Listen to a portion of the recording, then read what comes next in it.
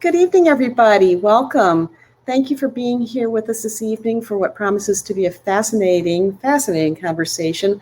I just had the pleasure of spending some time in the green room with our guests, and I know that you're going to enjoy their company tonight. I'm Jennifer LaRue. I'm the Director of Public Programs at the Mark Twain House Museum in Hartford, Connecticut, and I'm delighted to have so many of you here for another one of our many virtual programs that we've been offering throughout the past, 15 months now. I'm delighted to let you know that the Mark Twain House is open on a limited basis for our guided house tour again, and we have been selling out. So we'll talk more about that toward the end of the program, but it's very good news for us. So many of you might be new to Crowdcast, so I'd like to kind of introduce you to a couple of the features. I see some of you already are chatting away in the chat. That's delightful. Please keep that up. That's one of the fun things about this virtual programming, particularly on Crowdcast. So please chat away. But toward the end of our program, we are going to have a question and answer session. And if you have a question for any of our guests, if you would be so kind as to post it down at the bottom of your screen, there's already one there, I see, in the Ask a Question area. That's very helpful to us in helping to manage that part of the program. While we're at that part of the screen, I ask you to look just above the Ask a Question area to the green bar that says Birdies for Charity. We have had a crazy year, as so many organizations and institutions have had during this COVID challenge. And for most of the time, we have been without our major revenue stream, which is that guided house tour that I just mentioned. And luckily, we are kind of getting back in the groove with that. But it has been a rough year for us financially, I have to be honest with you. So I just encourage you, if you're able to share any amount of money with us through that green button. And know that, first of all, if you are able to make a donation now through the Travelers Golf Championship, the Birdies for Charity program adds an additional 15% to whatever gift you're able to make. So it stretches it a lot farther, and that's awesome. I also want you to know that the staff and the trustees of the museum deeply appreciate any and all contributions and put them to very good use. We're very careful with how we spend that money. So any support you can offer, again, is very, very deeply appreciated. Also appreciated is the support from our sponsors. So tonight's program is sponsored by the Wish You Well Foundation and Connecticut Public WNPR. And the program is produced in part with support honoring the legacy of Frank Lord, beloved former trustee. I believe his wife Suzanne is in the audience tonight, and they've been very, very generous in supporting our public program. So thank you for that. We have a zillion more programs coming up. We have about 3 a week now through the end of June. I will not begin to try to describe or list them for you, but instead I'd encourage you to visit us at marktwainhouse.org to check out our programs, and hopefully we'll see you in the audience again soon. Finally, before I introduce our guests, I just want to make sure you know that Roya Hakakian's book, A Beginner's Guide to America, we have signed copies available for purchase through our museum store. And a couple things about making that purchase through us. Yes, we know there are other places you can purchase this book and others, but if you do make your purchase through us, first of all, you do get a signed copy. And second, you have the satisfaction of knowing that you are supporting the Twain House. So I encourage you to do that. And you do want to get this book. It's fascinating. So let me introduce our guests. I'm going to start with Jeanne Zulick Ferruolo, who writes children's books for Farrar, Straus and Giroux Books for Young Readers and imprint of Macmillan. Her novels have earned starred reviews. Ruby in the Sky, 2019, was a finalist for the Connecticut Book Award, and that's a very big deal. And the Boston Authors Club Julia Ward Howe Award, as well as a Junior Library Guild Gold selection. Her other novels include A Galaxy of Sea Stars and Each of Us a Universe, which is coming out on February 1st, 2022. And Jeanne, I hope you'll be back to talk about that book when you go on your book tour. A granddaughter of immigrants, Jeanne continues to be inspired by the resilience and strength of refugees, a theme that she explores in her stories. Oh, so many of us know Sam Gejdenson. If you've been in Connecticut for any time, you know of him or know him directly. He was born in a displaced persons camp in, I don't know how to say this, Eschwege, Allied-occupied Germany. He was the child of a Belarusian father and Lithuanian mother. He grew up in Basra, Connecticut, on a dairy farm. He won a seat in the U.S. House of Representatives in November 1980, and in 1999 he became the ranking Democratic member of the full International Relations Committee, where he was a key player in writing legislation cracking down on international human trafficking and to authorize the activities of the State Department. So we're delighted to have Sam with us tonight. And then, of course, Roya Hakakian. She's an author and Persian poet whose opinion columns, essays, and book reviews appear in English language publications such as the New York Times, the Daily Beast, Newsweek, the Wall Street Journal, and NPR's All Things Considered. A founding member of the Iran Human Rights Documentation Center, she has collaborated on more than a dozen hours of programming for leading journalism units on network television, including CBS 60 Minutes. She serves on the board of Refugees International. And I hope you'll join me in welcoming warmly our three guests tonight, Sam and Roya and Jeanne. Hi, everybody. Let's just get Jeanne up. Hi. Welcome. How are you? Thank you so much for being with us here tonight. And Roya, you'll let me know when you want me to come back up and help with the questions? Absolutely. Thank you so much. All right. Well, I get to sit back and enjoy now. Thank you so much for being here. Great.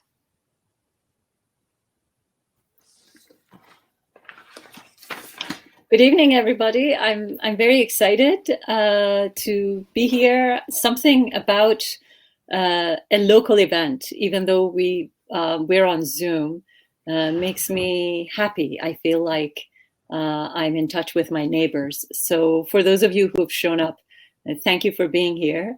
I also want to acknowledge that I've known Sam for many, many years. He has been a supporter of my work. I got to know him when he hosted a dinner for LEAP, the first time I published a book, which was my memoir. And I am so grateful and honored that he has decided to be on this panel tonight. And I also have had the pleasure of meeting Jeanne because of this event. And I have started reading her beautiful book, most recent one, which is this. And I highly recommend it. So thank you for being here, my co-panelists and everyone who's on the call. And I think Jeanne and Sam will ask questions and we'll be in conversation. Jeanne, why don't you start? Sounds good. Sure. Well, why don't I start since I write as well? But I've so enjoyed reading your story as well as all your others. And what I found fascinating about this was also perhaps because I like to write is just a craft question. And that is your choice of writing this book in second person. And I truly felt like I was being brought along on this journey through the eyes of an immigrant. To have a very different look, different perspective on the United States. And I love that. I love the idea of being brought along like we were on a journey together. So I didn't know if you wanted to speak to that, your choice in writing in second person and kind of, what you wanted to show the reader in this journey. I love to talk about that, actually. Thank you. And by the way, there was one of the most recent comments I got about that was that if you want to be lectured, read this book. So apparently not everybody appreciates the second person voice. However, there are several reasons behind it. One, going back to my memoir, I wrote obviously in the first person in my first book, which was Journey from the Land of No. And when I wanted to when I proposed my next book, which was a non-fictional account of political murders in Berlin, Germany, I wrote in my proposal that it was going to be a journalistic account, and therefore it was going to be in the third person. And the first thing that my editor at the time said was, "You can't write in the third person. You're a memoirist." And I gasped. It was probably one of the most terrifying things I've ever heard in my entire life, that as an artist, I could do some things, but only those things and not others. And I think if there's anything beautiful about being an artist, is that you feel like there are no limits and that you can do any old thing you want. So I really, really got scared. And I thought, if it kills me, I'm going to write in the third person. And I did. And fortunately, it worked out. I mean, it turned out to be a decent book and got, acclaim reviews and all that. And then when it came to this book, I thought, I've done the first person, I've done the third person. And then I started, I started reading some journalism about the issue of immigrants and immigration in 2016 when the topic was getting really controversial. And I realized that everybody was going at each other, that no camp was convincing the other, and we were simply kind of bundled together in some sort of a fist fight. And I didn't want to be part of a fist fight. I thought it was getting ugly, and I wanted to offer something beautiful. And I wanted people to somehow listen to me without thinking that I was doing the usual third person journalism, convey the information flatly kind of a thing. And so I decided, in order to create a vastly different voice, there was only the second person. And that's where I went. I also wanted people, to establish from the get-go that this wasn't the usual, memoir or nonfiction. I didn't want to be pigeonholed into something that people could immediately figure out. And that's when that choice came about. It works. I love it. Yeah. Oh, thank you. Not really, everybody clearly. And it's not easy to write in, so I really appreciate it from a craft sense too. But it really works for this story. What did you think, Sam? Well, the thing that amazes me is that the experiences, especially in your last book, some of which were identical to what my family went through, and some of it has completely changed. And so when I look at your books and Jeanne's books, the immigrants of today have a new set of challenges. The immigrants of the 1980s had complications because of, in your case, our relationships with Iran. I actually came at a very good time. The preceding years had been a little tricky. So my parents had survived Hitler in Europe. And, but I think there was so much guilt over, what happened that we were actually received quite well. But at every stage of American history, there's been hostility to immigrants. Benjamin Franklin didn't like Germans because he thought they stuck to themselves too much and weren't learning English. In the late 1700s, there was the party, which I think is in your current book, which I liked, which they were worried about the papacy controlling the country. And so the Know Nothing Party was trying to keep immigrants out. Of course, the Chinese were the first we tried to exclude. And but the lessons are each generation of immigrants made the country stronger, smarter, more capable than virtually any country on earth. And so if you look at the countries that aren't letting in immigrants, they're in the worst shape. They're the ones whose economies are in trouble, who aren't as creative. And if you look at our experience, whether you look at Apple, when you've got Steve Jobs, whose father was a Syrian immigrant, or any of the major companies that really run the economy of this country, a good percentage of them are people who fled oppression, came here for opportunity. And the better we receive these people, the stronger our country is going to be. Exactly. Incidentally, I decided to write this book, and I know this was one of the things that Jeanne wanted to ask, but I decided to write this book in 2016 when the former president was saying that, let's not take refugees anymore. Let's not take people who don't speak English. Let's not take people who don't have any skills or don't come with wealth. And I thought, well, that really leaves me out. I spoke no English. I came with a backpack. and I was 18. I had no skills. I had just graduated high school.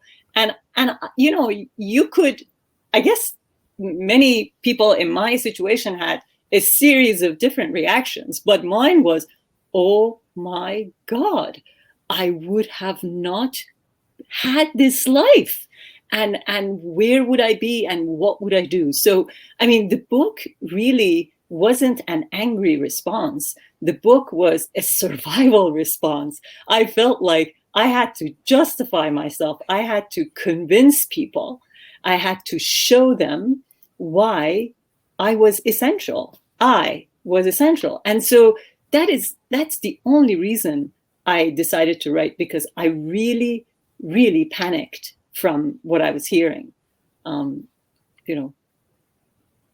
know, from my perspective, that our neighbors, when we came to this country and very shortly after moved to Basra, the old Yankee family across the street described us as the people of the Old Testament, which I thought was to scare the children to death. But so our reception was terrific, and kind of like your mother being taken back by the bus person to your house, the neighbors would come over and tell my parents, you know, this is the month you have to pay your taxes. This is the month you have to register your dogs.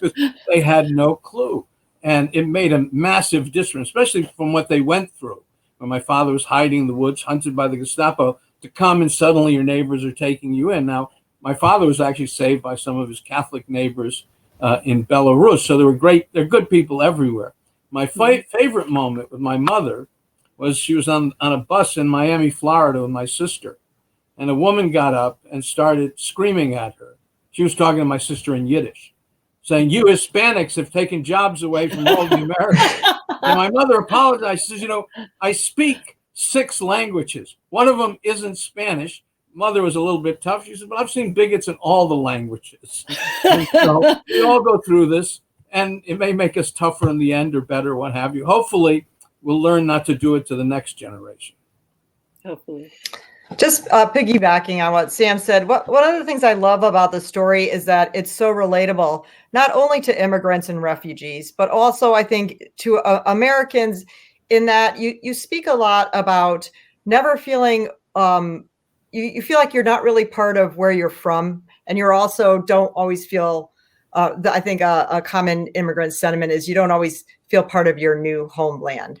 And so I think that feeling of kind of straddling 2 continents was a perspective that I heard from my grandparents as immigrants growing up, and also from immigrants that come now. But I think it's also can be relatable. It helps, I think, even American-born individuals think about that kind of feeling of being on the outside and kind of putting themselves in your shoes. So I love how the story is so relatable for different generations of immigrants, like Sam's parents, my grandparents, but also for current immigrants and even American-born individuals reading about it.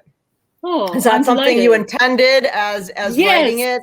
Yes. So it's basically that everything in this book, every artistic decision, every craft decision, every content decision was made after a major Trump speech. When he said, don't allow them in, I decided, there's my next book. I'm writing about immigrants. And then he said, don't let refugees come in. I was like, that's a chapter. And then when he said, why don't we bring in more more immigrants from Norway and not bring in immigrants from those countries, beep countries. And then I thought, what does he mean that we are different, that there are some of us who are, I mean, of course we are different, but that, at the end of the day, when we all mix in after one generation or 2, do we not all become Americans? I mean, why pit us against each other? And that also scared me because he put the Muslim ban in, and one of the countries that was under the Muslim ban was Iran, which is where I come from. And I thought, there I go again. I would have never made it if I wanted to come into this country in 2016 or 2017. So then the next decision I made, which you are, you are keenly referring to it, was that, are we really different? Does it matter whether you're really Indian or Chinese or be Iranian or Syrian or Gambian? Because of course we're different, but I think when you're uprooted and when you go through this cataclysmic experience of being transplanted, the similarities that experience creates overrides so much else. I mean, at the end, we fulfill sort of, our own dreams and whatever goals we had. But the truth is that, at least within the same years of arrival, within the first 2-3 years of arrival, we are so overwrought and so stretched thin as immigrants, just trying to find our bearings.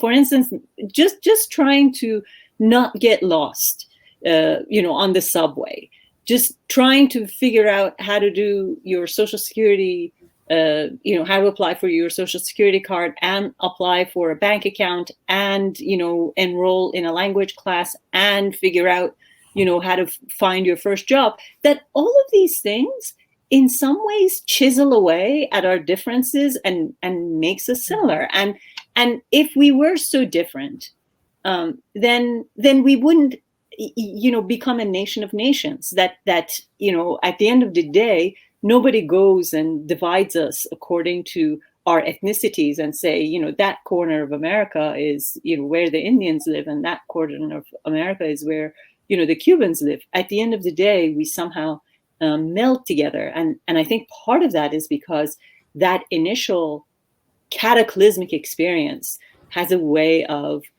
flattening everything, has a way of making us similar. And I wanted to emphasize that. I wanted to say it really doesn't matter where we come from, because once we get here, we're all in it together. I think there's one difference about all the immigrants that come, and they've got just a little more hustle. That getting, whether it's a boat out of tubes coming out of Cuba, or a wooden boat, or an airplane, to leave your family, to leave your friends, to leave your culture, to leave your language and come over here is by itself defining you as having a little more hustle, a little more ability to fight for things. And I think that's part of what made the country stronger. I mean, a lot of people stayed at their own countries and did quite well, but what was brought here, whether it was Irish immigration or Italian immigration or Polish immigration, it all made the country stronger, and it brought a stronger cast of characters. That's true. Yes. And that's also what Jeanne writes about, that these, although for a different population of readers, but Jeanne, I wonder, why did you become interested in writing about, writing immigrant characters? I would say a lot of it had to do with the stories my grandparents told and the struggles they faced as immigrants. And it's just something that always stayed with me. And perhaps it was my grandmother's confusion of, I don't think she always understood why she was being treated poorly as new to the country. So I guess, like you, when I saw so much, xenophobia and just animosity towards immigrants and refugees, I just not only felt compelled, but obligated to speak up, to address it. And my medium is middle grade, because I love the art. I love reaching children. And I wanted to do what you've achieved in your stories, is to put the reader in the shoes of an immigrant, to see the other perspective. I write about kids finding their brave, and I don't think there is any better representation of courage and bravery as a child coming to the United States as an immigrant or a refugee. So that really has always, compelled me to include immigrants and refugees in my stories. And I've had the honor to work with the IRIS, the Integrated Refugee and Immigrant Services, who have been so kind in letting me into their family and meeting with a lot of their clients and refugee kids who have shaped my stories. So thank you for asking. That's something I'm very passionate about. Yes, it shows. So. One thing hopefully both your books will do is to remind people we all came from somewhere. Because for some people, it doesn't take long to forget that they or their parents were refugees.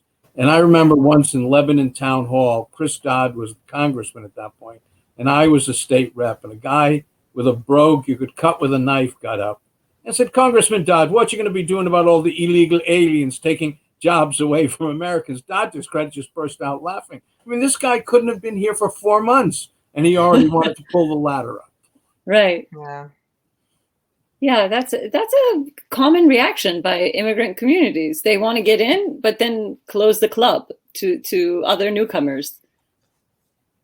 Right. So I want to also add just one of the most powerful things about this story is it seemed to me also a theme or a thread throughout it. I would like to hear if this was intended or if it just came through. It was really a love letter to freedom. And you show that freedom. I love the example in the park of what, and I won't give it away, but I was like, wow, that was just such a powerful example of what it means to be free in the United States. And you also talk about the freedom of time that you gained here. But I guess one of the biggest freedoms you seem to talk about too is the freedom of not being afraid all the time, the freedom of not having that fear weighing on you, and it's exhausting you.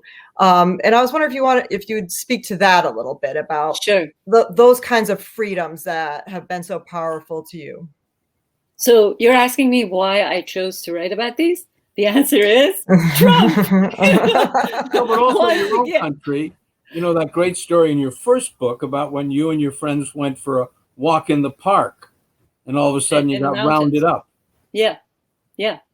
Because the mountain was closed, and I never forget that. It's like one of if I forget anything about Iran, I will never forget that, they closed down the Himalayas of Iran and arrested us because we were hiking. I'm being funny saying Trump, but it really isn't funny. It was really something that he stirred in me, which was, it was this air of not knowing how sacred this democracy and all the freedoms that came with it were. And I thought, what if all these other people who were born and raised here fall for this? What if they think that, some of these things that are that may be taken for granted because, if you're born into this and if you're raised here and if you're used to always, driving on the streets and expecting everybody to stop at a red light, you may think it's because there are good drivers here. Maybe you don't attribute that to the fact that it's democracy that makes the red lights work. It's because people have together collectively put their faith in the laws of this country. I mean, with whatever imperfection that they have, or they have even sometimes proven not to work very well. But the reason the traffic laws work is because we as citizens have chosen to abide by them, because we believe in the democracy. Otherwise, the same red light in Tehran or in Damascus doesn't serve the same purpose. People don't stop at the red light. They don't give a damn about traffic lights because they don't have faith in the system.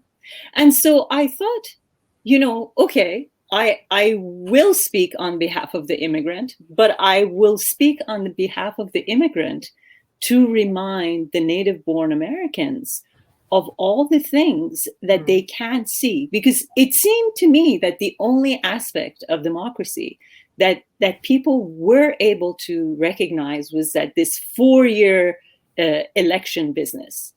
But to me, that's a very small fraction of this exercise of democracy. The larger thing is the fact that the park, the fact that you can, stretch out on the lawn, on the grass, dress whatever you like.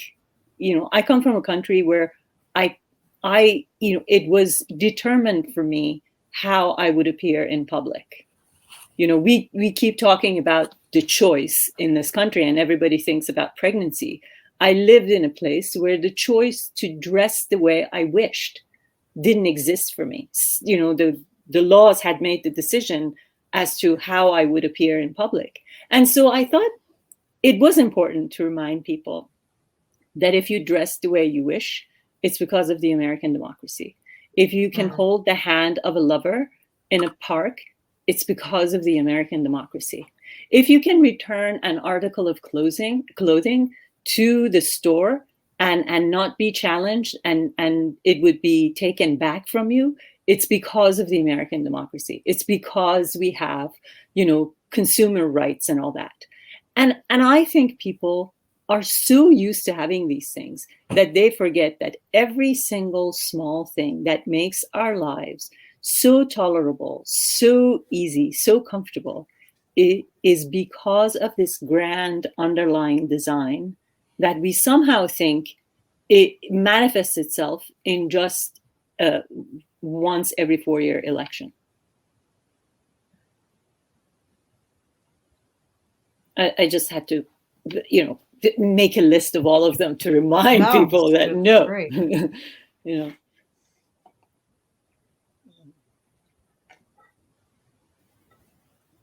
So Sam, who has been in politics, am I wrong about that? I mean, do people see where democracy is other than these big events?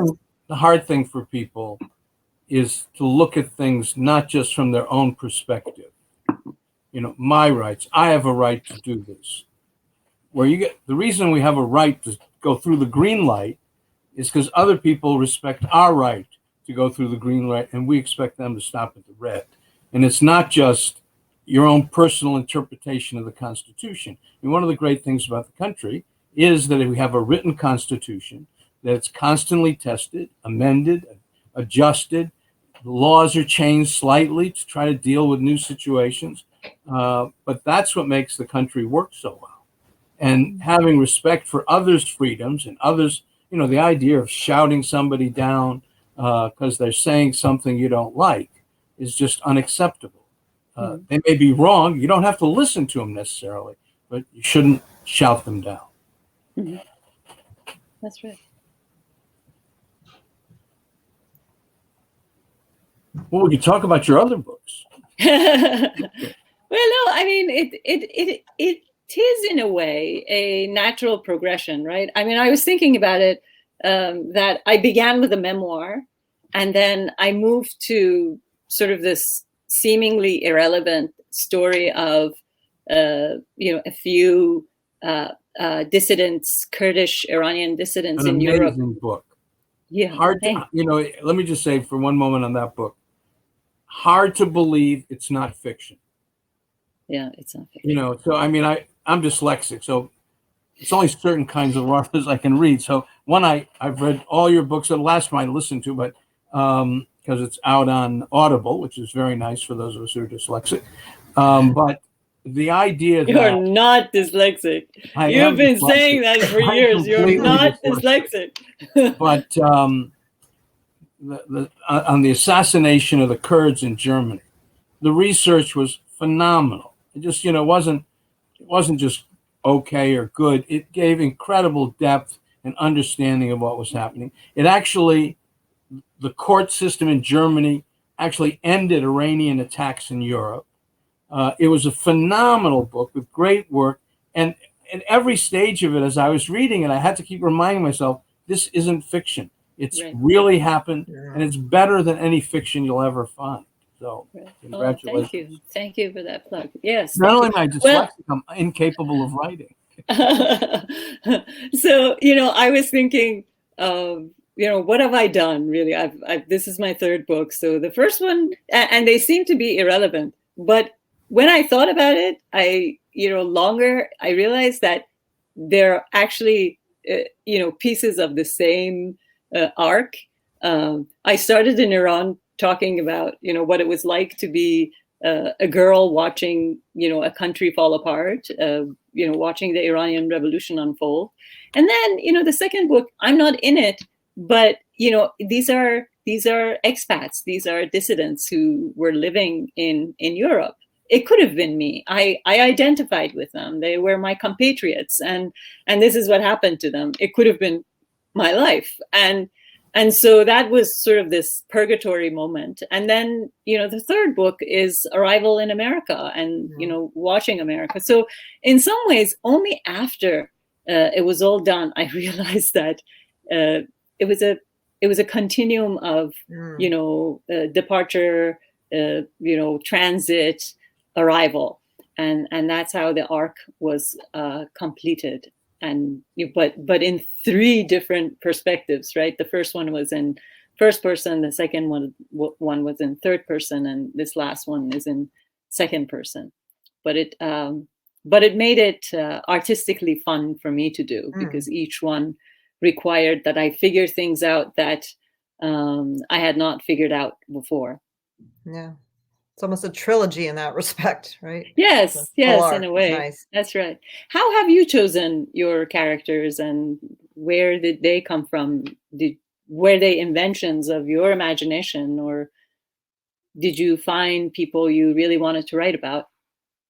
Sure. In all my books, like I said, they're about kids finding their own kind of brave, and like as I had said, I think that refugee and immigrant kids exemplify that better than anybody.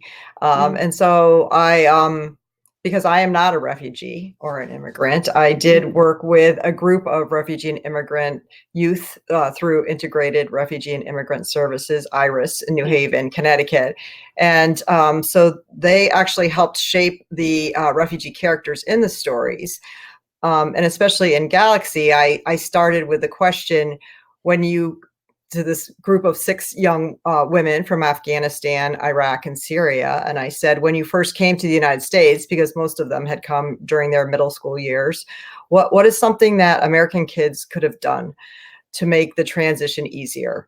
And without hesitation, they said, just be kind. You don't know what people have gone through. And that would probably have been something that would come to your mind as well, perhaps. Yeah. But to many of us. And so they, in fact, help shape the character Satara in Galaxy of Sea Stars, and shared so generously and courageously their experiences to give American-born kids that window into how and why they came to the United States, and hopefully teach kids what we all can do as citizens here, as just human beings here, to make that transition easier. Yeah. So. I mean, I remember one of the things that really hurt me. I mean, it wasn't even that I was upset and I got over it. It really, if I were to recollect one bad encounter in those early years, or early weeks and months after my arrival, it was when, I was a refugee, and, like everybody else, I was supposed to go to work, and I spoke no English. And I just wanted a little bit of time, maybe, 3 weeks, 4 weeks, some time to just snap out of that fog that was over me. I feel like everybody understands, physical jet lag, but there is when you are transplanted in that way, there's also an emotional jet lag and an intellectual jet lag. I was getting lost all the time. I was just trying to figure out how not to how to make sure that I land at home whenever it was that I was supposed to land at home. And it took me a while to figure out the subway system and, the bus system and all those things. Reading those schedules. I mean, all these things, Nobody can read those schedules. All these things that people just think that, come with osmosis, don't come to other people who haven't been here. So I went to visit with my resettlement worker, and she didn't ask how I was feeling. She didn't say, if I were okay or any of those things. She just gave me a slip. Poor thing. I feel bad bashing her now. She gave me a slip for a job interview, and I went to this job interview, and I was supposed to answer I was supposed to answer the telephone at some denture making company.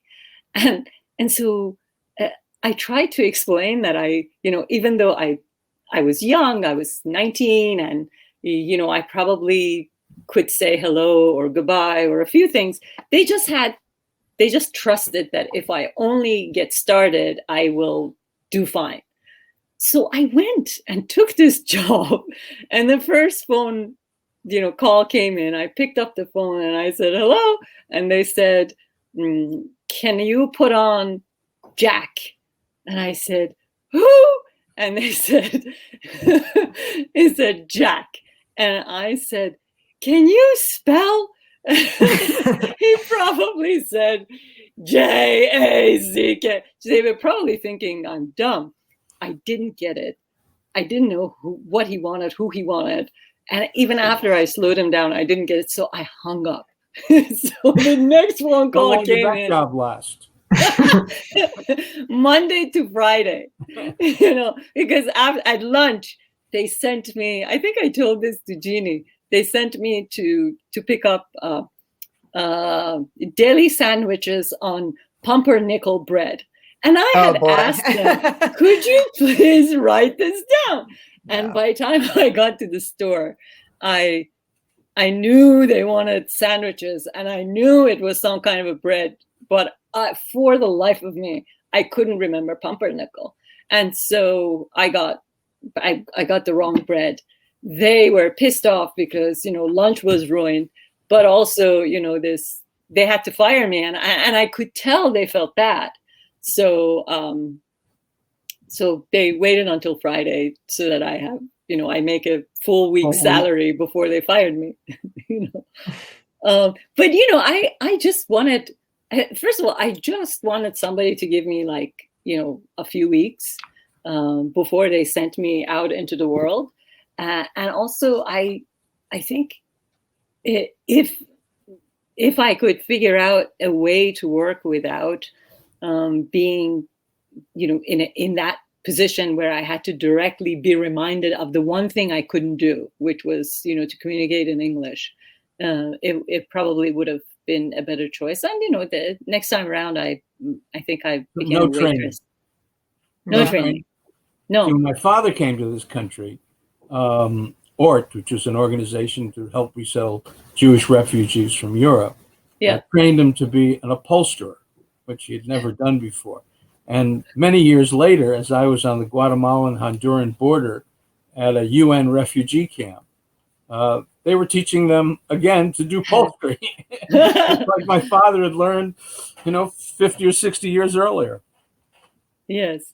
No training. I mean, but maybe the sort of these conventions have changed, but we were supposed to go to work under 3 months. That somehow my resettlement worker had a checklist. It started with get Social Security, enroll in ESL class, find job, and all of those things had to happen under 3 months. Of course, it was also find a home, furnish a home, all those other things too. And it was happening at such a rapid pace that it just made me completely dizzy. But anyway, it makes everybody dizzy. Which is, going back to the book, I think Jeannie was mentioning this in another conversation, that, I don't refer to, a special kind of refugee. I don't talk about the Polish refugees or the Chinese refugees. I talk about, immigrant or refugee, and it's sort of a neutral ethnicity. And it makes me really pleased when people of various backgrounds tell me that it resonated with them, that, a girl whose parents were from Spain said, "Oh, this is exactly what my mother remembers things being." And, and so I get this reaction from people who are from many different ethnicities and races and countries, who identify with what I say, which kind of affirms what it is that that drove me to write the book, which is that we do have shared experiences. We are, by virtue of coming here, become more similar than we're different. Well, and if you can add what Jeannie's doing now, and I might say my granddaughters love her books and they've read them, but the children that are coming today are having the same experiences and struggling, but making it. And I can say 70 years ago, when my parents showed up, when I read your book, it was all the experiences they talked about. Yeah. Which I said to you, I said, you didn't say much about this book. I said, the other two books I didn't know because they were happening in Iran and were about things I didn't know. But this I grew up with. It was reassuring. Well, I think this is the time that we get our host back. If Jennifer would like to join us. There she is. I would so love to join you. Thank you so much for, a really eye-opening and thoughtful.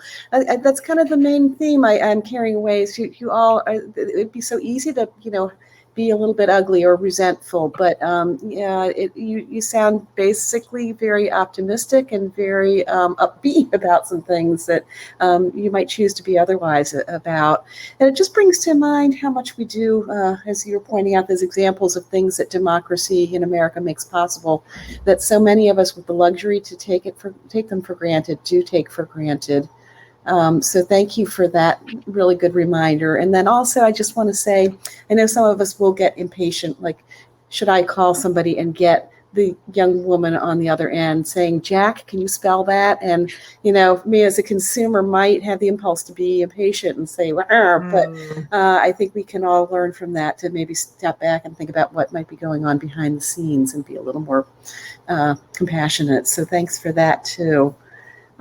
We have only a couple of questions, and actually, I think just one question. So people, please, I know you have more questions than this. And we're going to start with one that might be fairly challenging. It's from Roya Hakakian, who wants to know, what do you think about the increase in Islamophobia in the United States? That's a pretty big topic. Anyone want to jump in on that? Well, everybody gets their opportunity to be gone after, so, and I actually was talking to a group of non-Mexicans. They were immigrants from another part of the world, actually Jews from a number of places in the world. Trump had just done his Mexican doesn't send us our best, they send us the robbers and murders and what have you. And I said to him then, I said, Jews aren't always first when it comes to this kind of rhetoric, but we're never last. And so today, people are going after people of the Muslim faith. Tomorrow they'll go after somebody else. All of us who have common sense and decency have to fight this hatred. And it's not about your religion, it's your behavior. If you behave in a proper way, if you contribute to America, we want you here and we'll defend you. And whether you're a Christian, a Jew or Muslim, or an atheist, and you're not behaving properly. I didn't get the religion of all the people who went into the Capitol in early December, I think December 6th. But I don't think it matters what religion they had.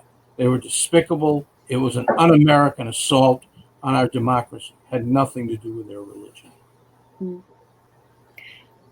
Well, just going along with what Sam was saying, first of all, I think to put things in global perspective, I think that we live at a time where their religious prejudice is a major issue, as is racial prejudice. And I've had to think long and hard about who I am and how I define my Americanness. Because I do believe very strongly now that I'm an American, and I think I'm a pretty damn good American. So I have had to ask myself, especially in the process of writing this book, what makes me American? Clearly I'm not from, the original, I'm not from a white race, so to speak, whatever that may mean to some people. I'm not, I wasn't born and raised in a Christian family, which many people may associate with being, Americans. So I've had to think, what is it that, while I feel very strongly that I'm an American, what makes me American? And I came to the conclusion that it is my belief in the fundamental values of this democracy that makes me American. And one of the moments that I don't know how many people saw or remember was when the father of a Pakistani Purple Heart winner soldier appeared on the stage of the Democratic Convention, and he pulled out the American Constitution from his coat pocket, and he said, "Mr. Trump, I carry this with me every day. I believe in this. Do you? I read this. Have you?" And that really, really shook me up. And I went and read his book, and his book was on my list of most favorite books by immigrants and immigration when I was asked to propose a few. And I believe that it doesn't matter what religion we are, and it doesn't matter who accuses us of what. We have to create a sense of confidence in what we understand the fundamental principles and values of Americanness are all about. And I think if we all believe in the egalitarian values of equality for all and justice for all, then we're all Americans, and no one can accuse us of anything. And I think one of the common misconceptions, I think, by some is that all these immigrants are really just Democrats in waiting. And I can assure you that I know a number of Muslims, very conservative, Republican. I've argued with them and tried to bring them over to my side. The same thing with Hispanics, that some Hispanics are Democrats, a lot of Hispanics are Republican. So there are differences within these groups, and to try to categorize them as kind of this one little standalone just doesn't make sense. But I'd go back to what we said before. The Know Nothing Party didn't want Catholics. They were worried that Catholics would undermine the country and the papacy would end up running us. When Harry Truman tried to increase immigration for Jews who survived World War II, the chairman of the committee that had jurisdiction was so anti-Jewish that he wrote the law in a way that Jews couldn't get in the country. You had to be in Germany before Armistice Day in order to be allowed into the United States. Truman actually had to work around that. So every group's had its opportunity for rejection, and isolation, but you just got to keep fighting, and that will make the country stronger. Yes, absolutely. I mean, I think there is something bizarre about this, that at one point or another, every immigrant group has been discriminated against. And while this is horrendously awful, it's also comforting that we have all at one point or another been discriminated against, no matter where we come from. And the protection we all have is that we don't discriminate against people, that the law has to deal with us all equally, that we're the same in front of the courts, in front of the legislature, and that's what makes us different than a lot of countries. Mm-hmm. There's so many quotable moments in this program. I'm going to go back through and listen to some of these really inspiring, just even single sentences that you've said tonight. So Peter Roos in our audience, who also is our executive director. Hi, Peter. Thanks for being here. Wants to know what is the single what single experience do you think is most jarring for immigrants to this country?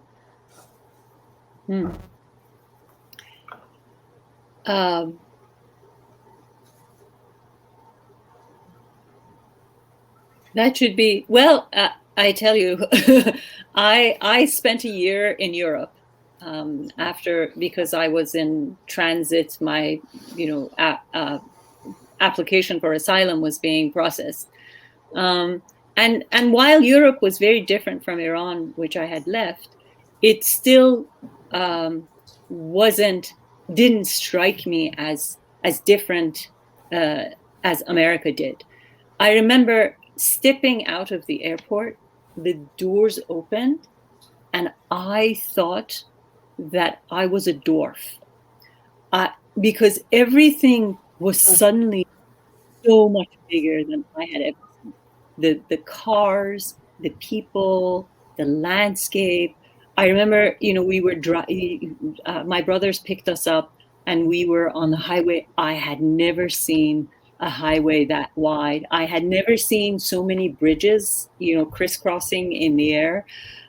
We went to, New York City. We were driving through New York City. I was dizzy by the sight of the buildings, even though I had seen all of them in movies. So I was expecting to see them. We went to the supermarket, which is another scene that I describe in the book. And the size of the apples were like 4 times the size of the apples I used to eat. Everything was so much larger than I had ever seen. So, but, it sounds silly to say that I came to a place where I felt dwarfed, but just by the sheer size of things. But I make this point to say that the experience of being transplanted is so visceral, psychological, intellectual. It impacts every aspect of a human being in such a way that jet lag is the least of your problems. Mm-hmm. That in some ways we are.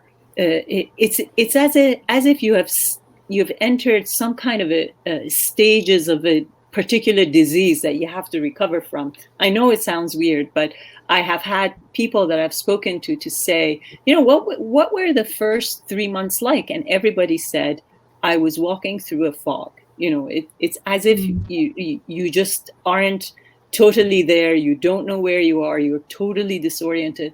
And I think people don't realize that because they see you standing in front of them and God forbid, if you speak a few sentences of English, it's assumed that you know what you're doing and where you are. But it's so disorienting in every possible way that it takes so much longer than people expect to recover from. And what's one of the reasons I wanted to make this sense of disorientation really accessible was because, of course, immigrants commit crime when they come to this country, just like any other group. Native-born Americans commit crimes when they come to this country. But when immigrants were being accused of coming here to commit crime, I thought if only they knew what it's like to arrive. What? Yeah. They're the most patriotic. The immigrants. Yeah. Right. That it is so disorienting and you are so thrown off in so many ways that you wake up in the morning wishing that you can just figure out how to put one foot in front of the other and, find your way to wherever it is that you're supposed to go. And if you do just that, you're lucky, let alone to do anything in addition to that. So I thought all I had to do was to make sure that people understood how that experience affects us and registers with us really in very tangible ways. My parents, who had just survived Hitler and Stalin, short time in New York, short time in Boston, were finally on the farm in Basra. And as a kid, when they had a secret to tell, if it was about things kids shouldn't hear, they talked about in one of their other 5 or 6 languages. But if they were worried that it was a sensitive subject, they would walk outside in the middle of the yard to talk to each other. They had just survived 2 countries where there was no place safe to speak. And it took them an awfully long time to get comfortable to discuss a political situation in the house, because their assumption was the government was there, Is the government listening. was listening, and you could disappear. My mother was a little naive when she came back. She actually was very lucky. Her first husband was a Russian officer. She was evacuated through Moscow and ended up in Kazakhstan. And she comes back and she's placed in her old house now with 6 or 7 families, and people start disappearing. You know, the purges are going on. And she goes to people like, you know, where are the Smiths? And everyone goes, there were no Smiths here. You know, finally she caught on, and that's what brought us to the West. Wow. So, Jeanne, to Sam's point, you know, adults talking about these sensitive issues in private, your protagonists are younger people dealing with these issues. Can you talk a little bit about that and how you manage that, you know, sensitivity to these things, but placing that responsibility in these younger people's laps? Sure. And I think that kids come with a very different perspective. They don't always fully understand why they're leaving their countries. And as Roya spoke about, you know, I read it when I was reading one of your stories. You talked about how you didn't want to leave. You had just started writing poetry in Persian. Your friends, you didn't want to leave Iran, and that's the impression I get. A lot of these kids, they're all their friends, their family, and all of a sudden they're relocated, often without even knowing it was going to happen, with whatever they can carry, and to come here. So there's a lot going on that they don't understand, that the adults are appreciating and is you know, guiding them and coloring their decisions, where the kids feel really helpless. And as Roya says, you're plopped here. Most of the kids didn't speak any English when they came here. They pick it up so incredibly quickly. But one of the youth that I worked with, she talked about how she's like, the first month coming here, it's like, she's like, imagine you're in Times Square back before the pandemic, of course, and it's packed full of people, and you're holding your mother's hand, and all of a sudden she's gone. And you're just looking up at all these strange faces, and you can't understand what anybody's saying. She said that's how every day was for the first month of coming. Wow. I don't think that until she even said that to me, I don't think Americans always appreciate, because we can travel pretty much globally and be able to communicate. Can you imagine somebody, you know, coming and expecting the ticket seller at Union Station, even in Washington, D.C., to be able to speak Farsi or Greek or Slovak, or, you know, most you know, we are so used to everybody speaking our language and being able to communicate. I, for a time, taught English in Czechoslovakia just after the wall came down, when no one could speak English except for some of the students and the teachers in the school. And so that was my only experience of feeling that way, feeling that total helplessness of being unable to communicate. And so I think, of course, that's one of the most powerful things that I got from the kids when they talked about coming here. I love the middle grade genre, because I just think that kids are often more open-minded than adults, and can easily put themselves in other kids' shoes and are very empathetic. And so I love to be able to share the refugee youth that I've had the honor and privilege of working with, and sharing their stories within my stories to hopefully spread some of that. Wow, what a great use of your talent and skill. It's wonderful. Thank you. Oh, well, we have no more audience questions. I do want to remind you all, I think you've made a commitment to me earlier. I know you've all been to the Mark Twain House before, but you all said you will come back, and we'll take you on a tour together and maybe show you some of the cool stuff behind the scenes. So we're looking forward to the day when that is safe for us all to do. I can't imagine that if you have not yet made the decision to purchase this book, that this is not the moment. Please do use the link that Jacques has posted again in the chat there. Thank you, Jacques, for doing that. And again, remember that your purchase does support the Mark Twain House, which we appreciate very, very much. So what a treat for me and for our audience to spend the evening with the three of you. Thank you, Roya and Sam and Jeanne. Thank you so much. Thank you so much. Yes. And don't be strangers. We look forward to seeing you again. Right. Yes. Thank you. Bye-bye. Good night. Bye. Bye-bye. Good night. Thank you.